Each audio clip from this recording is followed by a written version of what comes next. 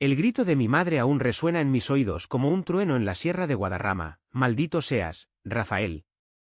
Dios te castigará por esa abominación que llevas dentro. Sus palabras, afiladas como las navajas de un barbero en las calles empedradas de Lavapiés, me cortaron el alma esa noche de tormenta en Madrid, cuando apenas tenía 18 años y el mundo se derrumbaba bajo mis pies. Yo, arrodillado en el suelo de nuestra casa en el barrio de Malasaña, con el corazón latiendo como un tambor de Semana Santa, solo pude susurrar: mamá, es quien soy. Aquella maldición no fue un arrebato fugaz, fue el principio de mi exilio eterno.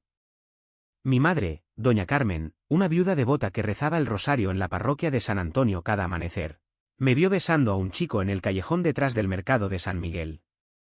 No era un beso robado, sino uno lleno de la torpe pasión de la juventud, de esos amores primerizos que huelen a churros calientes y a humo de tabaco en las terrazas de la Gran Vía. Pero para ella, era el pecado capital, la afrenta a la Virgen y a los antepasados que habían luchado en las guerras carlistas por una España católica e inquebrantable. Eres una vergüenza para tu padre muerto, me escupió, mientras yo recogía mis pocas pertenencias en una mochila raída, el lluvia azotando las ventanas como lágrimas divinas.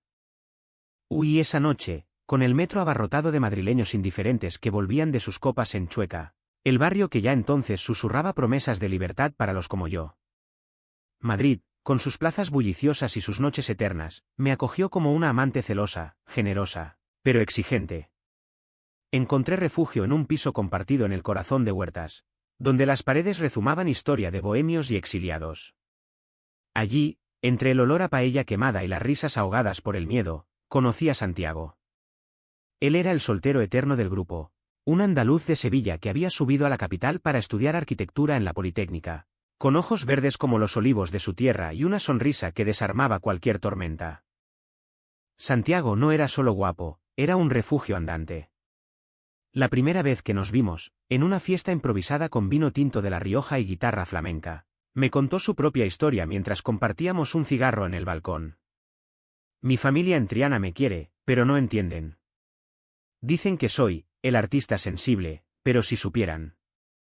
Su voz se quebró como una copla gitana, y en ese instante, supe que éramos almas gemelas en un mundo que nos condenaba a la clandestinidad. Nuestros besos empezaron tímidos, en las sombras de los bares de Malasaña, donde el punk rock ahogaba los juicios ajenos. Pero pronto se volvieron fuego, noches enredados en sábanas que olían a jazmín de los balcones madrileños, sus manos trazando mapas en mi piel como si diseñara catedrales invisibles. Sin embargo, el peso de la maldición de mi madre no se disipaba. Cada carta que le enviaba desde Madrid volvía sin abrir, con el sello de correos marcado por el rechazo. No mereces mi perdón, garabateaba en una nota que un primo me pasó en secreto. Aquello me carcomía, como el óxido en las rejas del Retiro. Santiago lo notaba, me abrazaba más fuerte en las mañanas, cuando el sol filtraba a través de las persianas y Madrid despertaba con el bullicio de los vendedores ambulantes. Rafael, amor, tu familia no te define. Nosotros somos la tuya, me decía, mientras preparaba tortilla de patatas en nuestra cocina minúscula. Un ritual que convertía el caos en hogar. Pero el destino, caprichoso como un torero en la plaza de las ventas, tenía otros planes. Un año después, en el verano del 2005, cuando el calor madrileño convertía las calles en hornos, recibí una llamada que me heló la sangre. Era mi tía Rosa, la hermana menor de mi madre, la única que aún me hablaba en susurros. Rafael, tu madre está enferma. Cáncer. No le queda mucho. Quiere verte, Vero. No sabe cómo pedirlo. Mi mundo se tambaleó. ¿Perdón?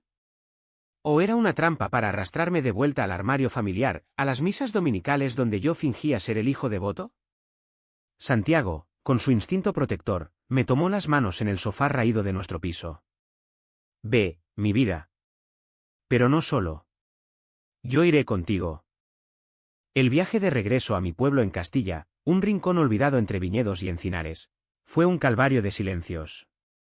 El AVE nos dejó en la estación de Atocha, y desde allí, el coche alquilado serpenteó por carreteras polvorientas hasta llegar a la casa familiar, esa finca de adobe donde crecí oyendo cuentos de la Reconquista. Mi madre yacía en la cama, demacrada, con el crucifijo colgando de su cuello como una soga. Sus ojos, antes fuego inquisitorial, ahora eran pozos de arrepentimiento. hijo, murmuró cuando entré, con Santiago esperando en el umbral como un guardián andaluz. Pero el reencuentro no fue bálsamo, fue veneno lento. Has venido con él, dijo, señalando a Santiago con un dedo tembloroso. No cambiarás. Sigues siendo mi maldición. Aquellas palabras me partieron en dos.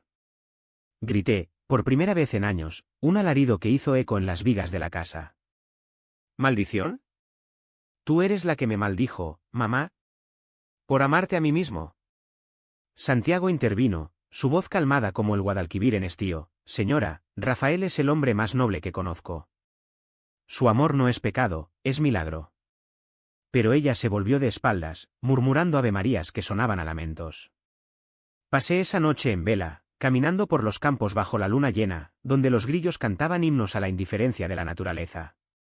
Santiago me encontró al amanecer, con el rocío empapando sus pantalones.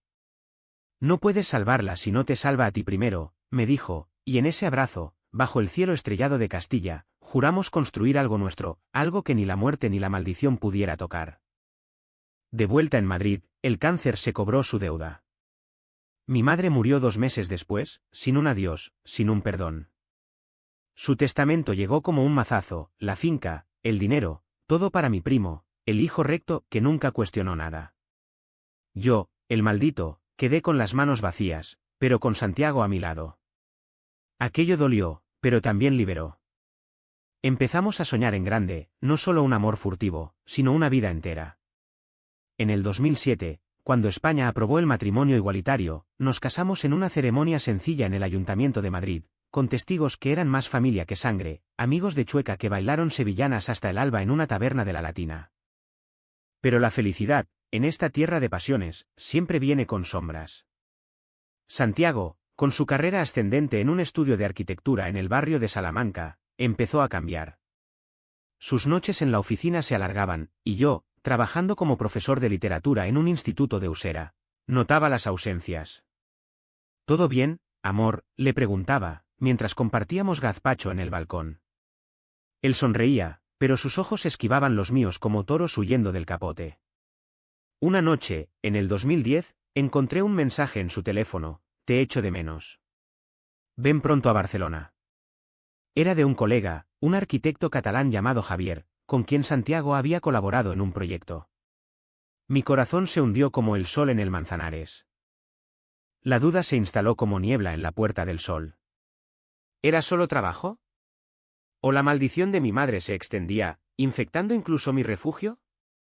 Confronté a Santiago en una cena en El Botín, el restaurante más antiguo de Europa, donde el humo de las parrillas parecía ahogar mis palabras. Dime la verdad, le supliqué, con el vino manchego tiñendo mis labios de rojo. Él palideció, y entonces vino la confesión que me destrozó: Rafael, Javier y yo. Ha habido algo. No lo planeé. Fue un error, en esas noches de borrachera en la Sagrada Familia. Pero te amo a ti. ¿Siempre? El mundo se volvió gris. La traición ardía como el fuego de San Juan en las hogueras de Valencia. Grité en nuestra casa, platos rompiéndose contra las paredes como en una faena fallida.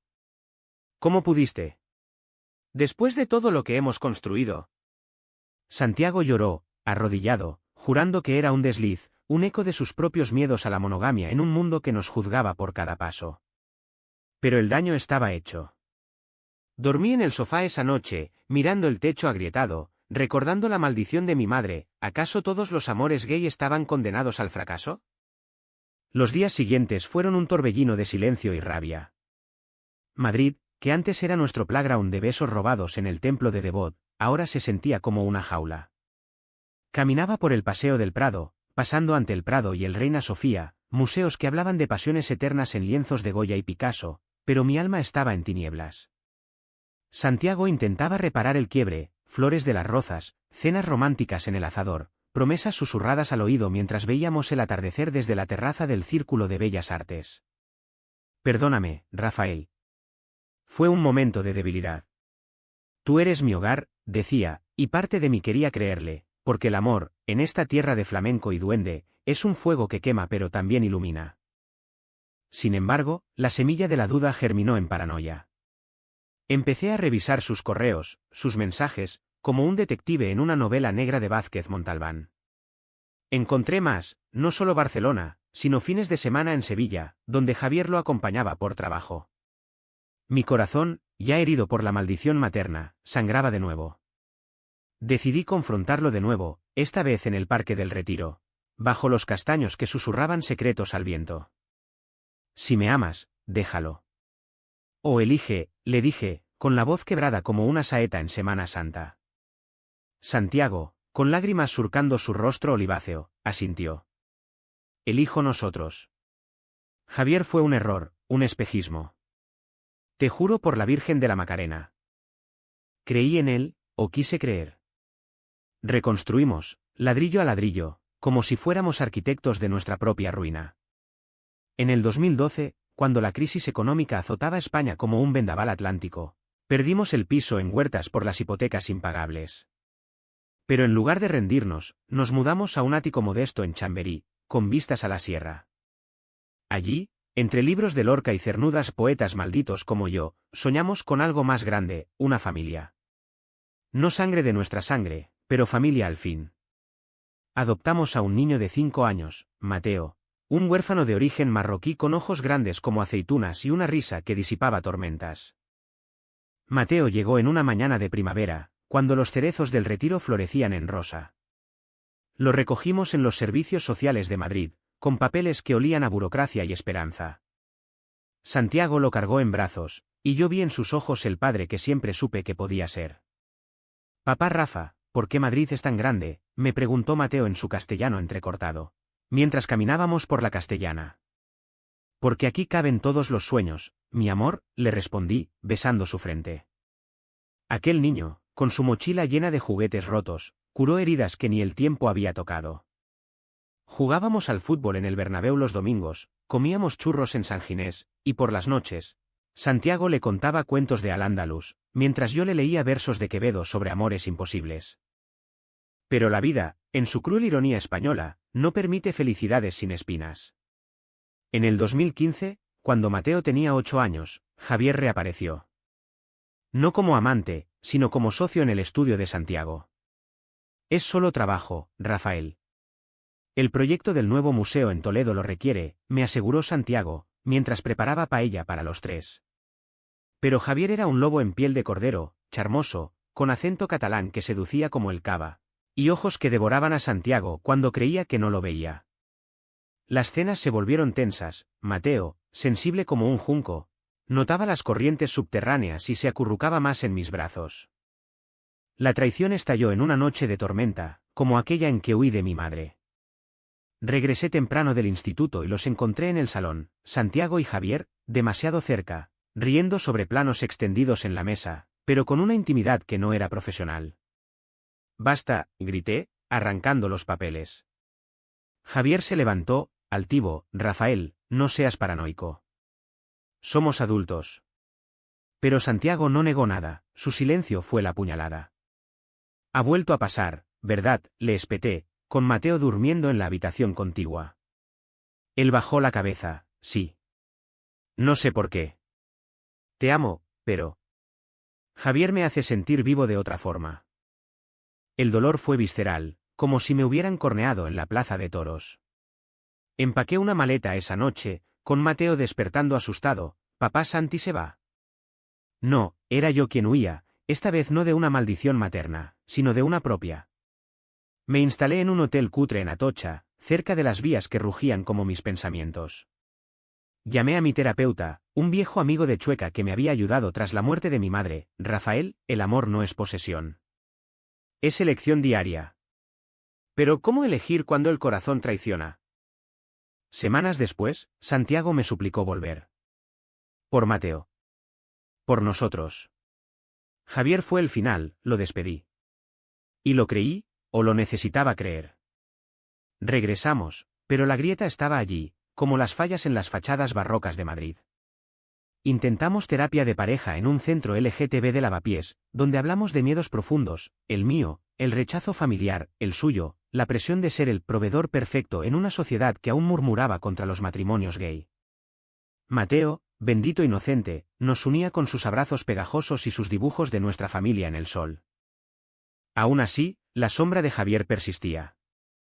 En el 2017, durante las manifestaciones del 8M en Madrid, cuando las calles se llenaron de voces por los derechos de las mujeres y, por extensión, de todos los marginados, recibí una carta anónima.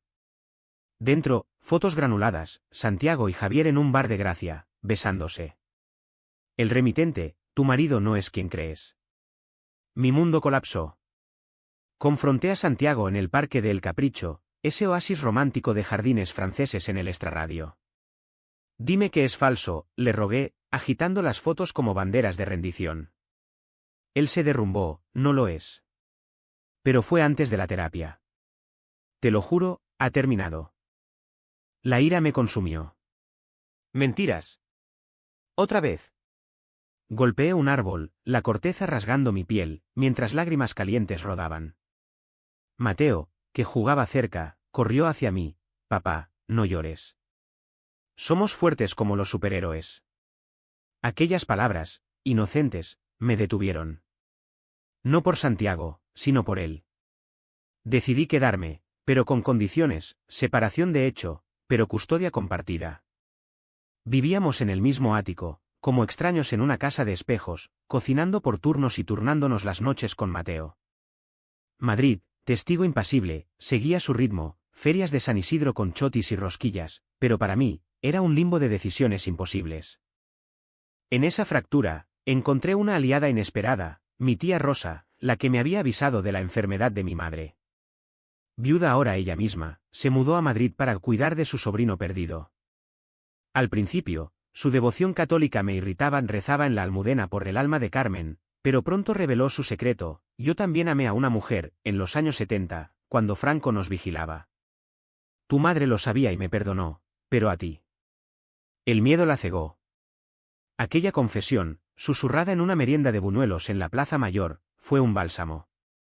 Tía Rosa se convirtió en abuela postiza para Mateo, contándole leyendas de la corte de Felipe II mientras yo lidiaba con el abismo matrimonial. Pero el verdadero torbellino llegó en el 2019, cuando Mateo, con 12 años, empezó a preguntar: ¿por qué papá Santi y tú no duermen juntos? La inocencia de un niño es un bisturí. Santiago y yo nos miramos, y en ese silencio, supe que la reconciliación era una ilusión. Porque a veces, el amor cambia de forma, le dije a Mateo, mientras lo abrazaba en su cama con pósters de fútbol. Esa noche, tomé la decisión más dura: divorcio. No por odio, sino por libertad. Santiago, merecemos intentarlo por separado. Por Mateo, le anuncié en la cocina, con el aroma de café solo impregnando el aire. Él asintió, destrozado: te amo aún, Rafael. Siempre lo haré. El proceso fue un calvario legal, en los juzgados de la calle de la Montera, donde abogados hablaban del interés superior del menor como si fuéramos expedientes. Ganamos custodia compartida, y Javier, ese fantasma, desapareció de la escena. Santiago lo había cortado de verdad esta vez. Pero la herida supuraba. Viví solo en un piso en Usera, cerca del instituto, rodeado de alumnos que me veían como el profe gay cool, pero que no sabían del vacío en mi pecho. Tía Rosa me visitaba, trayendo dulces de Toledo y consejos envueltos en rosarios: el perdón no es para ellos, hijo. Es para ti. El divorcio me liberó, pero también me dejó a la deriva en el mar revuelto de Madrid.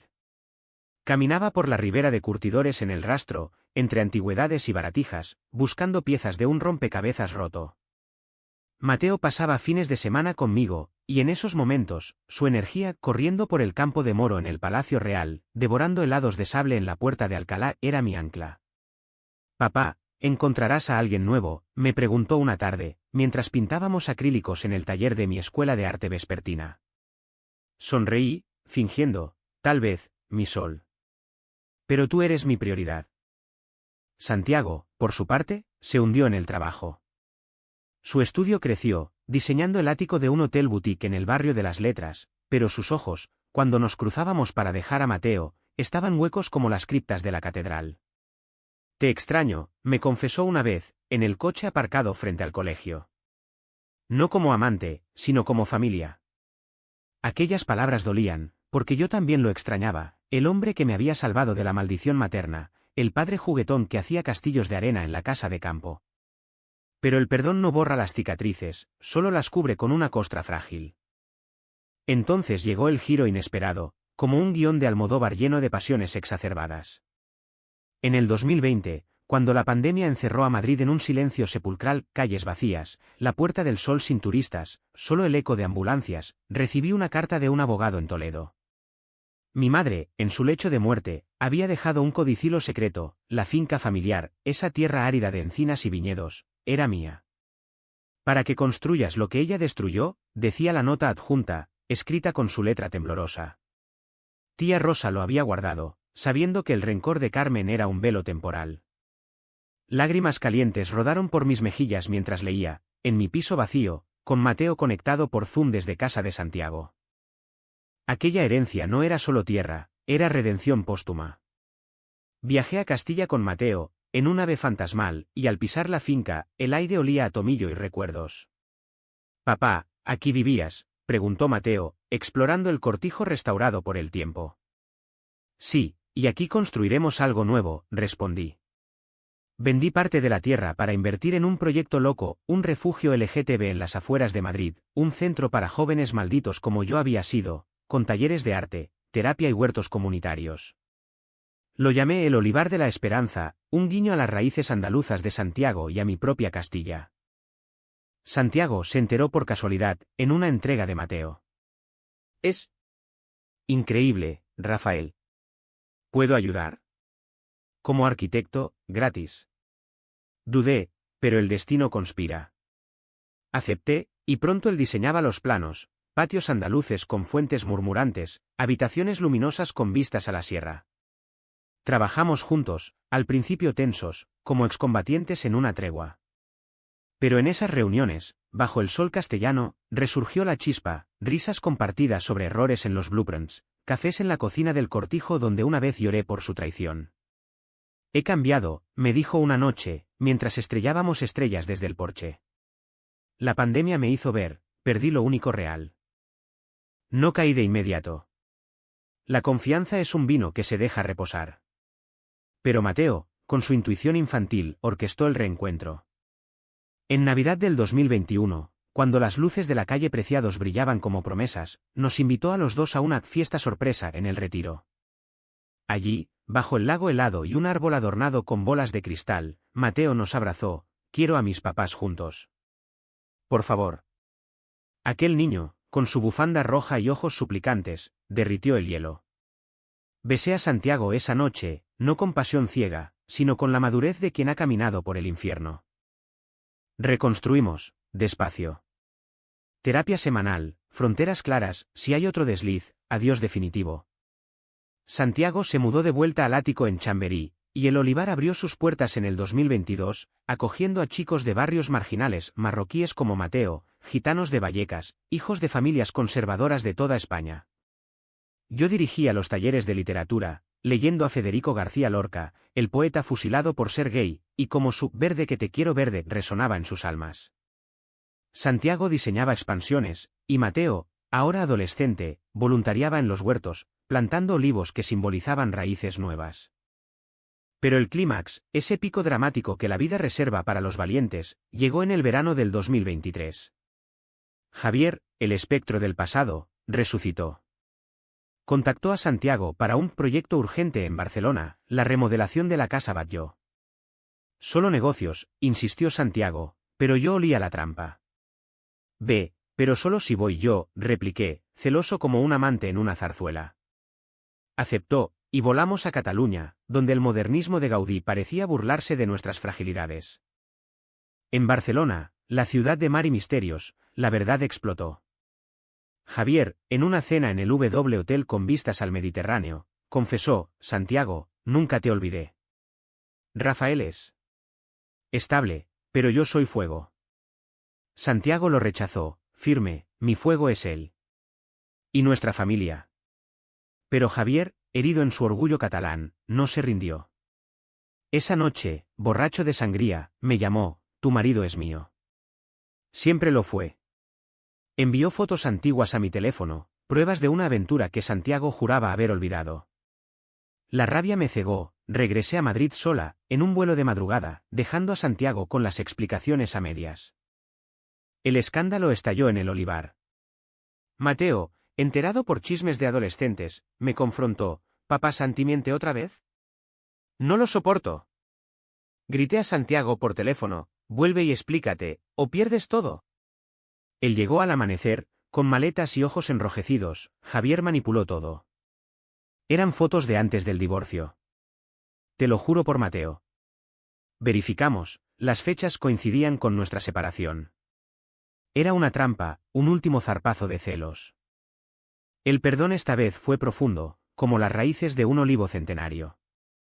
Abrazados en el patio del olivar, con el sol naciente tiñendo la sierra de oro, lloramos por lo vivido, la maldición de mi madre, las traiciones, las dudas. Hemos sobrevivido a demonios, dije. Ahora, construyamos ángeles. Desde aquel amanecer en el olivar, nuestra vida se tejió con hilos más fuertes, como la lana de un mantón de Manila en una gitana de Triana. Santiago y yo renovamos votos en una ceremonia íntima en la finca, solo con tía Rosa, Mateo y un puñado de almas del centro, no curas ni jueces, sino testigos del alma. Madrid celebró con nosotros, en una fiesta en Chueca donde bailamos rumba catalana hasta que el alba nos pilló exhaustos, con confeti pegado a la piel sudada. Mateo floreció. En el instituto, se convirtió en activista junior, pintando murales en Malasaña sobre familias diversas y hablando en asambleas del Olivar sobre sus dos papás locos. Tía Rosa, con sus 80 años bien llevados, se mudó al Cortijo, convirtiéndolo en un nido de abuelas y nietos postizos. Tu madre estaría orgullosa, Rafael, me dijo una tarde, mientras pelábamos almendras en el huerto. En el fondo, su maldición era miedo al amor que no entendía. Aquellas palabras, dulces como el turrón de Gijona, me permitieron soltar el lastre final. Quemé la carta de la herencia en una hoguera de San Juan, viendo las llamas danzar como purificación. Pero la narrativa no sería española si no tuviera su cuota de drama residual. En el 2024, Javier, consumido por su propia amargura, filtró las fotos antiguas a un tabloide sensacionalista de Barcelona. Escándalo en la élite arquitectónica, traiciones gay en la sombra, titularon, con nuestras caras pixeladas pero reconocibles. El Olivar se vio en la tormenta, donaciones canceladas, padres homófobos retirando a sus hijos, protestas en la puerta con carteles de no a la propaganda LGTB. Mateo, herido, se encerró. ¿Por qué nos odian, papá? La crisis fue nuestro Gólgota. Santiago y yo nos turnamos en ruedas de prensa improvisadas en la Plaza Mayor, defendiendo no solo nuestro amor, sino el derecho a la vulnerabilidad. Hemos fallado, sí, admití ante las cámaras de TVE, con la voz firme como el pilar de la hispanidad. Pero el amor verdadero se levanta de las cenizas, como España de sus guerras. Tía Rosa, valiente, dio una entrevista en El País. Mi sobrino construyó una familia que mi hermana nunca conoció, pero que bendigo desde el cielo. El apoyo llegó en oleadas, famosos de Almodóvar, activistas de Pau, donaciones anónimas que llenaron las arcas. Javier pagó su precio, su reputación en ruinas, despedido de estudios, exiliado en un pueblo costero donde el mar, indiferente, lamía sus remordimientos. Nosotros, en cambio, emergimos más unidos. El Olivar creció, incorporando un ala para madres arrepentidas o mujeres como la mía, que llegan buscando perdón para sus maldiciones. Enseñamos talleres de sanar el rechazo familiar, donde lloro abiertamente por doña Carmen, entendiendo ahora que su furia era un grito de viuda sola en un mundo machista. Hoy, en diciembre del 2025, Madrid brilla bajo luces navideñas que parpadean como estrellas fugaces. Santiago y yo caminamos por la Gran Vía, con Mateo, ahora un joven de 17, alto como un ciprés, enlazando nuestros brazos. Hemos adoptado a una niña, Lucía, de 3 años, una sevillana huérfana con rizos negros y una risa que evoca ferias de abril. El olivar es un faro, y nuestra familia, un tapiz tejido con hilos rotos y remendados, amor traicionado pero redimido, maldiciones convertidas en bendiciones. A veces, en las noches quietas, sueño con mi madre. No con rabia, sino con compasión. Mamá, construí lo que no pudiste imaginar, un hogar donde el amor no se juzga. Ella sonríe en el sueño, su crucifijo ahora un collar de perlas. Despierto abrazado a Santiago, su aliento cálido en mi cuello, y sé que hemos vencido. No porque el mundo sea justo o España aún murmura en rincones oscuros, sino porque elegimos el amor sobre el odio, la familia sobre la sangre impuesta. Y así, maldito al principio, bendecido al fin, camino por las calles de Madrid, esta ciudad de pasiones eternas, con el corazón pleno. Porque en el duende de la vida, el verdadero milagro no es la perfección, sino la resiliencia de dos almas que, contra todo, se eligen cada amanecer.